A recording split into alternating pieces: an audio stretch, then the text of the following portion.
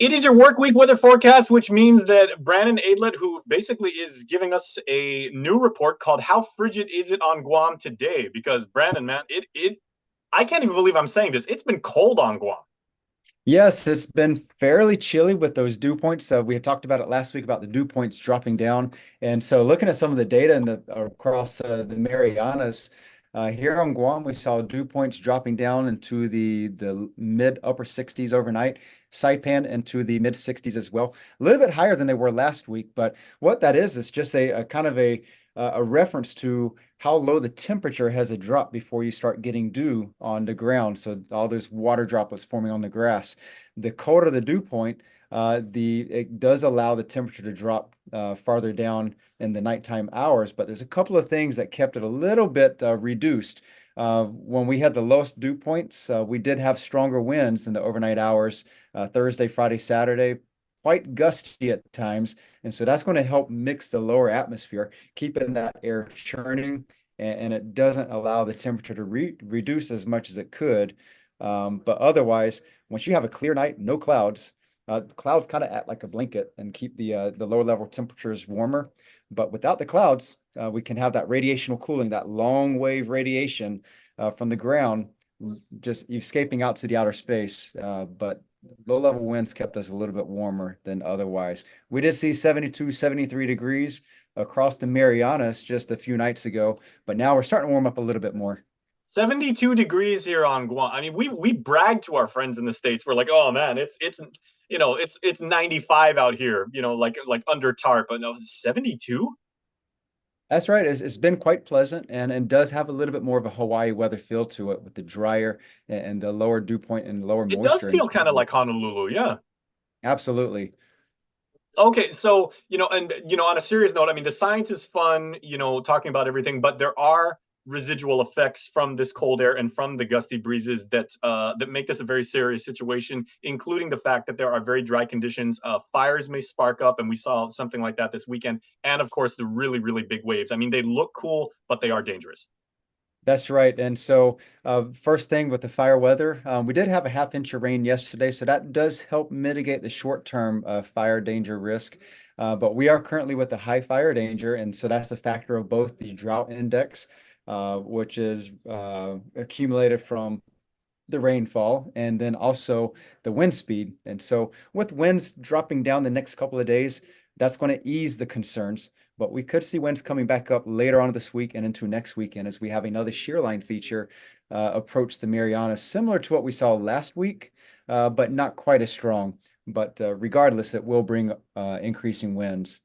Okay, now, of course, and talking about another tangential feature, I know people in healthcare might be a little concerned. So for those of us in, like a competitive runner like yourself, if you go outside and, your body chemistry is used to the humidity on Guam, now we're going out and, we're sweating and we're working out or we're working out in the field, and then you get this rather cold air. It's a really easy way to catch a cold. And technically, we're still in flu season. Yeah, I've heard that, and so that is one thing to keep in mind. Keep your body temperature a little bit more moderated, and you definitely feel that going from outside to a really cold, air-conditioned inside space. So do take care of yourselves in that regard. But don't forget, even though you're not sweating as much, you still need to have those fluids. Go ahead and drink plenty of fluids. Nonetheless, we are in the tropics, and I did a race on Saturday and it wasn't very long before I was completely dried off. That air just kind of sucks the moisture off of you. So do continue to take the fluids and don't ever let yourself get too dry. There you go. So really interesting times weather-wise here, Brandon, the past couple of days because as you said, very very windy, very blustery, but very cold by Guam standards, and yet dry. Yeah, and This so this this is this weather schizophrenia is driving me nuts, man. It's the time of year for this, and so we see these shear lines dropping through. It picks the winds up. We see large seas generating. We get a lot of hazards, surf hazards, small craft advisories for seas exceeding 10 feet. Last week's system was pretty notable, and so we're collecting a lot of data. We're looking at really what happened across the Marianas. Saturday night, I don't know if any people on Guam saw it, but we're looking at the buoy up in Saipan. There was a large swell that came in from the northeast, like about an 18 to 20-second period. So these are really stretched out apart swell. And it was an unusual direction for something of such a long fetch, because it had to come from a pretty far distance away, and it was that large cyclone in the North Pacific. For folks across Eastern Micronesia, we're looking at a major coastal inundation event from large swell from that same system that affected us on Wednesday and Thursday. And a lot of low-lying islands are dealing with some flooding situations now. We're finally starting to see the conditions ease off a little bit, but across the Eastern Micronesia, large surf and swell for still a couple more days. You can never get bored by talking about Guam weather, and I certainly don't. I've been doing this segment with you guys for going on 6 years now, and I mean, our friends in the states say, you guys only have 2 seasons, dry and rainy. We've got more than enough information to keep us busy, and we appreciate you and your colleagues over there at the NWS for letting us sift through it.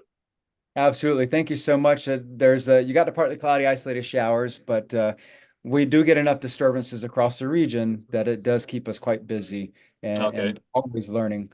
Okay, and if we do get a chance of snow, I'll make sure to hit you up on Zoom once again. Okay, well, before I let you go though, I know in certain parts of the island, like when the temperature does drop, like specifically if you're driving through Mighty and you're looking up at Agania Mm. Heights on the hill over there, you do see Yes, some fog. Are we seeing any of absolutely. that lately?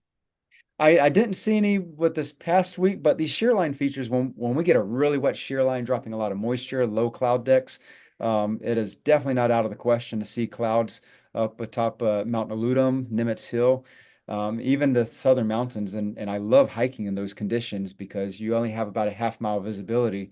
And to my knowledge, we have never issued a fog advisory, although it is something the Weather Service does issue stateside, but we really don't have any model guidance that suggests fog conditions. It's just you see it and then it's gone in 30 minutes. And Well, again, versus, none of us had ever seen a water spout until about 4 years ago, and then like they're all the rage now on social media. So the day is oh, young. absolutely. All right, Brandon, thanks so much, man. We appreciate it, bro. Absolutely. Take care.